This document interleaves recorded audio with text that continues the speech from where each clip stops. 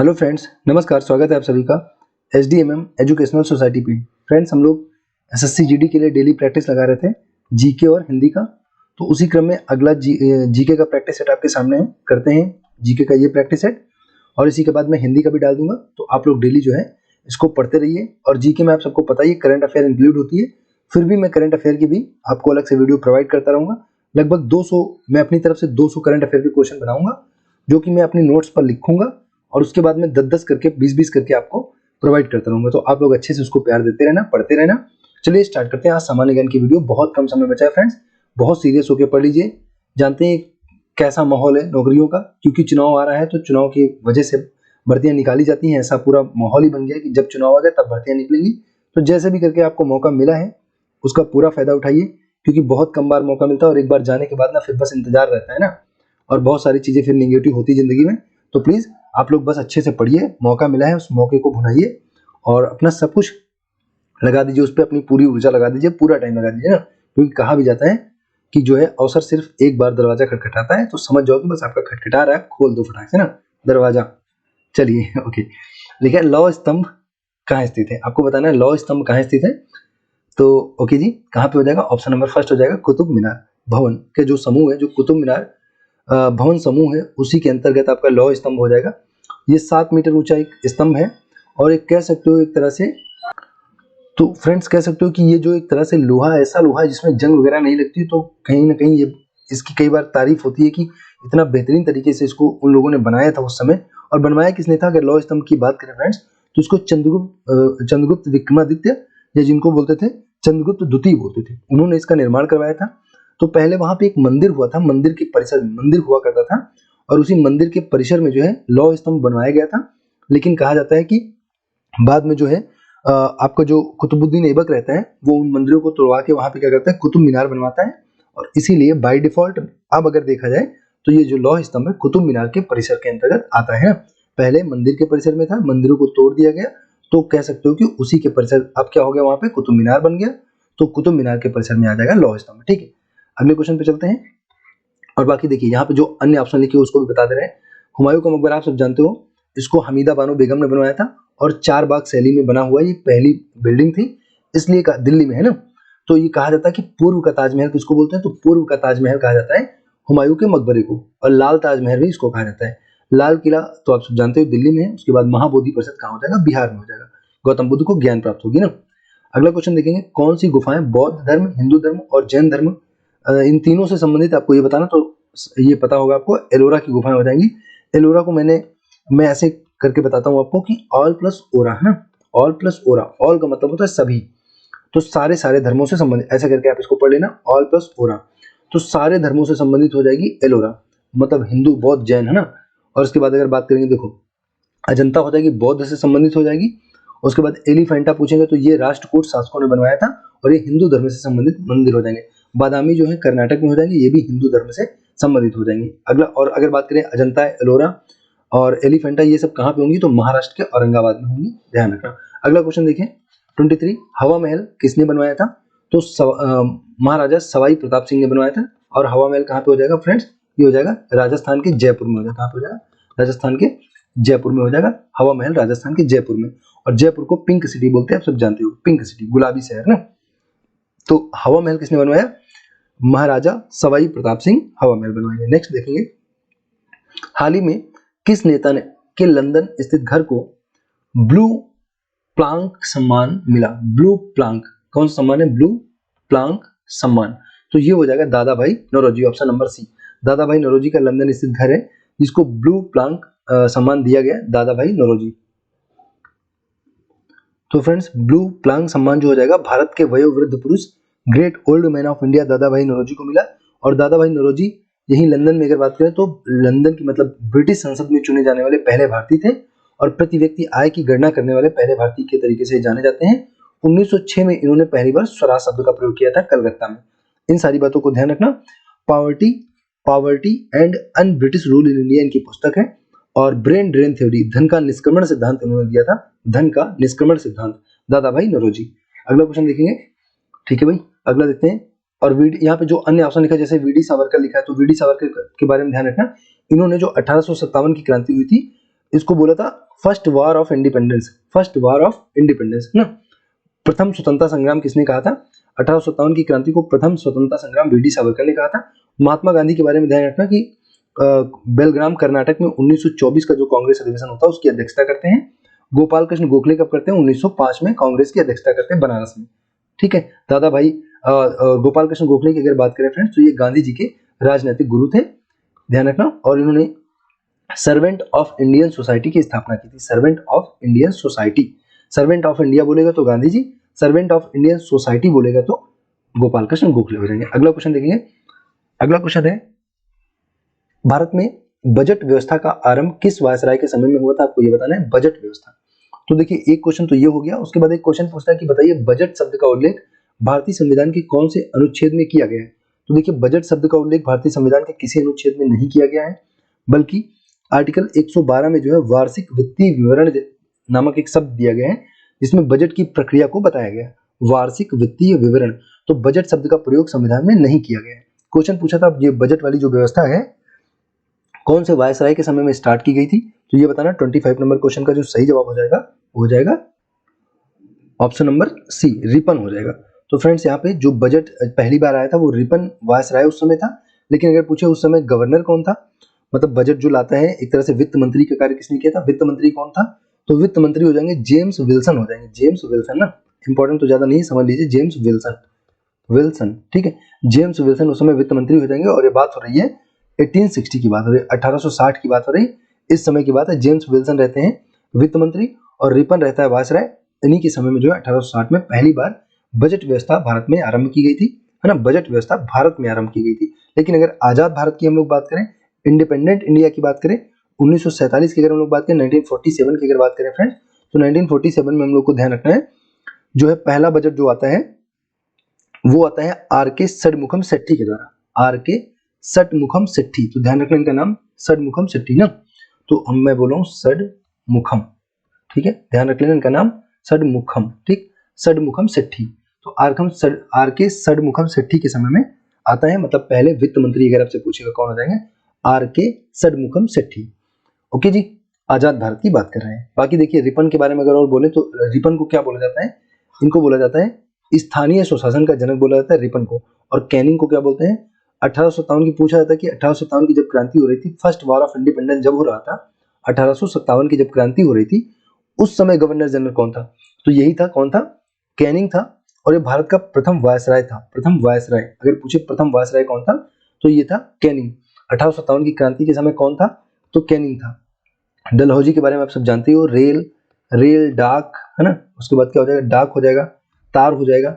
इन सारी चीजों को लॉन्च किया इसने, रेल डाक तार। और उसके बाद इसने और क्या किया? हड़प नीति चलाई, हड़प नीति। और ठीक है, चलिए अगले क्वेश्चन पे चलते हैं। अगला क्वेश्चन लिखा, भारत के संविधान की 7वीं अनुसूची किससे संबंधित है? तो फ्रेंड्स 7वीं जो अनुसूची वो हो जाएगा आपका संघ और राज्यों के बीच शक्तियों का विभाजन हो जाएगा, संघ और राज्यों के बीच शक्तियों का बंटवारा, ऑप्शन नंबर बी हो जाएगा। और अनुसूचियों से संबंधित एक ट्रिकी वीडियो मैंने डाली है, छोटी सी है, नन्ही मुन्नी सी वीडियो, मन करे तो आप देख सकते हो, बहुत प्यारी वीडियो है। ट्रिक से वहां पे मैंने सारी चीजें समझाई, बहुत अच्छे से आपको समझ आ जाएगा, बहुत प्यारी वीडियो है वो, ट्रिक भी है और पूरा उसमें कॉन्सेप्ट मैंने समझाया है। अगला क्वेश्चन देखेंगे 27 नंबर, भारतीय संविधान का अनुच्छेद 41 कुछ मामलों में काम, शिक्षा और सार्वजनिक सहायता प्राप्त करने का अधिकार देता है। बताना है कि ये 41 किससे संबंधित? पहले तो आपको ध्यान रखना 41 आर्टिकल में लिखा क्या है, कह रहा है कि कुछ मामलों में काम, शिक्षा और सार्वजनिक सहायता प्रदान करना, है ना। तो ये चीजें हैं इसमें लिखी गई हैं 41 में, और आपको ये बताना है कि ये किससे संबंधित है। तो आइए देख लेते हैं। 41 पूछ रहा है, काफी आसान क्वेश्चन कर दे रहा है। तो 41 हो जाएगा डीपीएसपी से। किससे हो जाएगा? डीपीएसपी, यानी कि बात कर रहे हैं डायरेक्टिव प्रिंसिपल, डीपीएसपी, है ना, of state policy. Directive principle of state policy राज्य के नीति निर्देशक तक तो हो जाएंगे, क्योंकि आर्टिकल 36 से लेके कहां तक है? 51 तक है, और 36 से 51 तक हो जाएंगे। और आयरलैंड के संविधान से लिए गए हैं फ्रेंड, आयरलैंड के संविधान से। और भाग बात करें तो भाग 4 में ये चीज दी हुई है ना। आर्टिकल 36 से 51 तक है, और क्योंकि 36 से 51 के बीच में 41 भी आता है, इसलिए जो है ये आर्टिकल 41 किसमें आ जाएगा? राज्य के नीति निर्देशक तत्वों के अंतर्गत आ जाएगा। और जितने 36 से 51 तक है ये आपकी अपनी जिम्मेदारी है, लूसेंट वगैरह जो भी बुक आपके पास है वहां से इसको देख के याद कर लीजिए, अगर आपको पेपर देने जाना है तो बहुत इंपॉर्टेंट है, पूछे जाएंगे ना। बाकी मैं तो करवाऊंगा ही। तो फ्रेंड्स अगला अगला क्वेश्चन 28 नंबर लिखा है, ये बताना है कि निम्नलिखित में से कौन सा आग्नेय शैल नहीं है। तो जो आग्नेय शैल नहीं है ये आपका हो जाएगा डोलोमाइट। डोलोमाइट जो है आग्नेय शैल नहीं है। इसका जो ग्रेनाइट आग्नेय हो जाएगा, बेसाल्ट आग्नेय हो जाएगा, और जो गैब्रो लिखा है ये तीनों आग्नेय शैल हो जाएंगे। ध्यान रखना है, काफी पूछे जाने वाला क्वेश्चन है। डोलोमाइट जो है आग्नेय शैल के अंतर्गत नहीं आएगा। आग्नेय को क्या बोलते हैं फ्रेंड्स? अवसादी बोलते हैं, अवसादी। तो देखो सॉरी, ये डोलोमाइट को क्या बोलते हैं? अवसादी बोलते हैं। डोलोमाइट को अवसादी। इसमें आ रहा देखो डोलो, तो जो डोले सोले आपको बनाने हैं, डोले सोले है ना, डोले सोले बनाओगे। अब आपकी शादी होगी, अब शादी है ना, अब जब शादी होगी तब बनाओगे, अब शादी। तो डोले, डोले मतलब अवसादी चट्टाने। कैसी चट्टाने? अवसादी। बस ध्यान रखना, डोले कब बनाओगे? डोले सोले अब शादी जब होगी तब। बाकी जो है आग्नेय शैल हो जाएंगे। ध्यान रखना, ग्रेनाइट याद रखना आग्नेय है। देखो यहाँ पे भी आग्नेय ग्रेनाइट मैच कर रहा है ना, मिला देना, आग्नेय शैल है ग्रेनाइट ना। तो इसका ऑप्शन सही हो जाएगा, ऑप्शन नंबर ए। अगले क्वेश्चन पे आते हैं। महानदी के तट पर कौन सा शहर बसा हुआ है, आपको ये बताना है। तो महानदी के तट पर फ्रेंड्स 29 क्वेश्चन का सही जवाब हो जाएगा कटक, है ना। महानदी के तट पर कौन बसा है? कटक। और कटक कौन सा राज्य हो जाएगा? ओडिशा राज्य हो जाएगा, ओडिशा, है ना, ओडिशा राज्य हो जाएगा। महानदी के तट पर बसा हुआ शहर कटक है। और कटक में राष्ट्रीय चावल अनुसंधान केंद्र है। ध्यान रखना, राष्ट्रीय चावल अनुसंधान केंद्र कहाँ पे? कटक में। और अगर पूछे राष्ट्रीय साग भाजी कहाँ है? साग भाजी ना, साग भाजी। तो साग भाजी कहाँ? अपने बनारस में है, साग भाजी बनारस में हो जाएगा। और चावल पूछ रहा है तो कहाँ पे हो जाएगा? कटक में हो जाएगा। और बाकी अगर आपसे पूछे आलू वाला कहाँ पे है, तो आलू वाला फ्रेंड्स हो जाएगा आपका शिमला में। कहाँ पे हो जाएगा? शिमला। एनीवेज आपसे पूछा था महानदी के तट पर कौन सा शहर है, तो कटक हो जाएगा। कोटा की अगर बात करें तो चंबल नदी के तट पर है ना, चंबल नदी। चंबल नदी कहाँ से निकलती है? जाना पाव की पहाड़ी से। बद्रीनाथ की बात करें तो ये हो जाएगी वृषभावती नदी को, नहीं सॉरी, बद्रीनाथ अलकनंदा हो जाएगी। कौन सी? अलकनंदा, अलकनंदा हो जाएगा, अलकनंदा। और ये वृषभावती हो जाएगी, वृषभावती, वृषभावती, है ना। तो जो बंगलोर हो जाएगा वो वृषभावती नदी हो जाएगी, और बद्रीनाथ अलकनंदा हो जाएगा, कोटा चंबल हो जाएगा, कटक उड़ीसा में महानदी के तट पर स्थित है। अगले क्वेश्चन पे आते हैं। आपको बताना पारसेक किसकी इकाई है? काफी आसान है, सबको पता होगा। पारसेक किसकी हो जाएगी? तो बताएंगे तारों की सघनता, खगोलीय दूरी, खगोलीय पिंडों की चमक, या विशालकाय तारों का कक्षीय वेग। तो हो जाएगा आपका ऑप्शन नंबर 2, खगोलीय दूरी हो जाएगी। पारसेक जो है, एक पारसेक बराबर कितना होता है? अगर एक पारसेक की बात करें तो प्रकाश वर्ष में होता है, क्योंकि ये सबसे बड़ी दूरी है ना। 9.46 इंटू 10⁻15 मीटर, है ना, इतना हो जाएगा। आपको ध्यान रखना है ये। Just wait a minute. तो फ्रेंड्स मैं बोला था एक पारसेक बराबर, मैं कुछ और लिख दिया था। एक पारसेक बराबर अगर आपसे पूछे बताओ एक पारसेक कितना होता है, तो ये हो जाएगा 3.26, है ना, 3.26 प्रकाश वर्ष के बराबर हो जाएगा। प्रकाश वर्ष, इसका मतलब है पारसेक सबसे बड़ी दूरी होती है, दूरी मापने की सबसे बड़ी इकाई होती है पारसेक। और दूसरी कौन सी हो जाएगी? प्रकाश वर्ष हो जाएगी। तो एक पारसेक बराबर होता है 3.26 प्रकाश वर्ष के। और अगर एक प्रकाश वर्ष आपसे पूछे, एक प्रकाश वर्ष किसके बराबर होता है, तो ये होता है 9.46 इंटू 10⁻15 मीटर के, है ना, 15 मीटर। एक प्रकाश वर्ष बराबर होता है 9.46 इंटू 10⁻15 मीटर। और एक पारसेक बराबर होता है, जो दूरी की सबसे बड़ी इकाई है, ध्यान रखना, पारसेक 3.46 होता है। अगले क्वेश्चन पे आते हैं। बलागुण की दिशा क्या होती है? तो बलागुण की दिशा होती है फ्रेंड्स प्रयुक्त बल की दिशा के लंबवत। बलागुण का मतलब होता है, जैसे हम लोग बचपन में, आपको याद होगा कि एक डोरी में एक गिट्टी बांधते थे, और इस गिट्टी को क्या करते थे, आप यहाँ से हाथ से पकड़ के उसको नचाते थे गोल गोल। तो देखो जहां से आप इस गिट्टी पे बल लगाते थे, गिट्टी बाहर की ओर बल लगाती थी, आप अंदर की ओर लगाते थे, और ये दोनों बल एक दूसरे के क्या होते थे? लंबवत होते थे। तो जो प्रयुक्त बल की दिशा के लंबवत होते हैं ना, बलागुण क्या है की दिशा कैसी होगी? प्रयुक्त बल की दिशा के लंबवत। इसका एग्जांपल आप यही ध्यान रखना, गिट्टी वाला तो आपको ध्यान रहेगा, लंबवत होगा ना।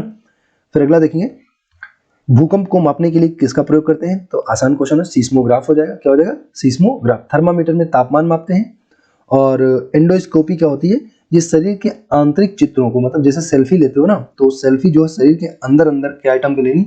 अंदर का मतलब मैं समझ रहा हूँ क्या बोल रहा हूँ, बॉडी के अंदर, है ना। जैसे इसको क्या करते हैं, जैसे ये आपका मान लीजिए ये मुंह है, तो मुंह के अंदर इसको डाल देते हैं टेढ़ी सी रॉड लेके, है ना, समझना। और उसी रॉड के माध्यम से क्या करते हैं, ऐसे करके समझ जाइए, है ना। तो ऐसे करके आपके इस मुंह के अंदर रॉड डालेंगे, और इसी में यहाँ पे कैमरा लगा रहेगा। तो मान लीजिए गले के अंदर से इमेज लेनी है, तो यहाँ से वो सेल्फी ले लेगा ना। तो बस समझ जाना भाई, एंडोस्कोपी होती है ये चीज, है ना। आंतरिक चित्रण करना होता है जो शरीर के अंदर की फोटो लेने के लिए। और सोनोग्राफ क्या होता है? सोनोग्राफ, तो आप इसको बताएंगे सोनोग्राफ क्या होगा। तो सोनोग्राफ की अगर बात करें तो ये भी एक प्रकार का चिकित्सीय विधि है, जो है सोनोग्राफ भी चिकित्सीय विधि है। इसके माध्यम से भी जो है एक तरह से कह सकते हो मेडिकल में यूज करने वाला ये भी एक प्रकार का उपकरण है ना। अगर इसको और प्रिसाइज तरीके से पूछा जाए तो ये जो है पराश्रव्य ध्वनियों के माध्यम से, पराश्रव्य ध्वनियों के माध्यम से यहाँ पे क्या होता है आपका जो यूज किया जाता है पराश्रव्य ध्वनियों का, और उसके माध्यम से शरीर के आंतरिक चित्रों का अवलोकन किया जाता है। तो सोनोग्राफी हो जाएगा, एंडोस्कोपी हो गया, लगभग दोनों सेम से ही है। और थर्मामीटर आप जानते हो तापमान, सिस्मोग्राफ हो जाएगा भूकंप ना। और उसकी जो स्केल होता है उसको रिक्टर स्केलर बोलते हैं, जो उसको जिस स्केल पे मापा जाता है उसको क्या बोलते हैं, रिक्टर स्केलर। भूकंप जिस पे मापते हैं रिक्टर स्केलर। अगला देखेंगे धोने का सोडा क्या है, आपको ये बताना। धोने का सोडा यानी धावन सोडा की बात हो रही, तो ये क्या हो जाएगा, सोडियम कार्बोनेट। ऑप्शन नंबर आपका डी हो जाएगा। धोने का सोडा क्या होता है, सोडियम कार्बोनेट हो जाएगा ना। तो Na2CO3 हो जाएगा, क्या हो जाएगा, Na2CO3 सोडियम कार्बोनेट हो जाएगा। और सोडियम बाइकार्बोनेट जो होता है इसको क्या बोलते हैं, खाने वाला सोडा बोलते हैं, बेकिंग पाउडर। ये क्या होता है, NaHCO3 NaSCO3 होता है, इसको बोलते हैं सोडियम बाइकार्बोनेट। ठीक है भाई, तो दोनों ध्यान रखना, NaHCO3 सोडियम बाइकार्बोनेट, Na2CO3 ये बेकिंग सोडा हो जाएगा। तो देखो इसमें बाई आया, बाय मतलब बाय वाला बाय, बाय बाय ये वाला बाय ना। तो ये सोडियम बाइकार्बोनेट अगर बोलेगा तो आप समझ जाना भाई बाय बाय करेंगे जब खाना पीना खा लेंगे, खा पी के सब लोग जाने लगेंगे, आपके घर में पार्टी होगी, सब लोग खा पी के जाने लगेंगे, तो क्या बोलेंगे, बाय बाय। तो बाय बाय मतलब सोडियम बाइकार्बोनेट, तो एक खाने वाला होता है। और सोडियम कार्बोनेट बोलेगा तो ये धोने वाला हो जाएगा। बस एक आपको याद रहेगा तो दूसरा तो आप बता ही ले जाओगे। 34 नंबर क्वेश्चन लिखा है, कार्डेटा संघ के संदर्भ में निम्नलिखित में से कौन सा सत्य नहीं है, आपको ये बताना है। और इस बार जो पीडीएफ है इससे बहुत अच्छी क्वालिटी की मैं कोशिश करूंगा, अगली पीडीएफ आएगी तो थोड़ा सा देखना इस बार। 34 आपको बताना है, कार्डेटा संघ के संदर्भ में निम्नलिखित में से क्या सत्य है, आपको ये बताना है। तो 34 का जो सही जवाब हो जाएगा वो हो जाएगा ऑप्शन नंबर डी, हृदय अधर भाग में होता है कार्डेटा संघ के जो प्राणी होते हैं। अगला क्वेश्चन देखेंगे, माइक्रो अर्थशास्त्र का संबंध इससे है, निम्नलिखित में से किससे है, आपको ये बताना है। माइक्रो अर्थशास्त्र का संबंध, तो 35 का सही जवाब हो जाएगा ऑप्शन नंबर 2, मांग की तरह एक ही आर्थिक चर का निर्णय लेना। तो ये हो जाएगा माइक्रो अर्थशास्त्र। इसको छोड़ते हैं, अगले क्वेश्चन पे आते हैं। मुद्रा क्या है, आपको बताना मुद्रा क्या है, तो बताएंगे 36। मुद्रा जो हो जाएगी फ्रेंड्स ये हो जाएगी micro unit development refinance agency, है ना। Micro unit development refinance agency इसका फुल फॉर्म हो जाएगा। फिर से बोल रहे हैं, लिखना हो तो लिख लीजिए, micro unit development refinance agency, refinance agency. Okay, तो आपको बताना है यहीं पे, उसको हिंदी में आपको बताना है, तो एजेंसी से आप जानी जाओगे। ऑप्शन नंबर फर्स्ट हो जाएगा विकास और पुनर्वित्त एजेंसी करके इसका सही जवाब हो जाएगा। ऑप्शन ए 36 का ऑप्शन ए हो जाएगा।